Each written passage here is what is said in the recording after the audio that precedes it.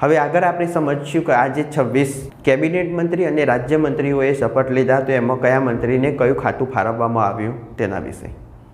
જેમાં સૌથી પહેલાં આપણે શરૂઆત કરીશું ગુજરાતના મુખ્યમંત્રી ભૂપેન્દ્રભાઈ પટેલથી, જે ગુજરાતના મુખ્યમંત્રી છે, જેમને સામાન્ય વહીવટનું ખાતું સોંપવામાં આવ્યું. આનો મતલબ શું કે મિત્રો, દરેક મંત્રીઓને અલગ અલગ ખાતા સોંપવામાં આવ્યા.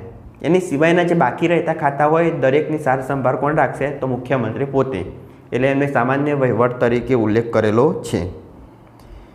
જેના પછી આપણે વાત કરીએ તો શ્રી હર્ષ રમેશકુમાર સંઘવી એટલે હર્ષ સંઘવી, જેમને નાયબ મુખ્યમંત્રી છે અને ગૃહ વિભાગ સોંપવામાં આવ્યો.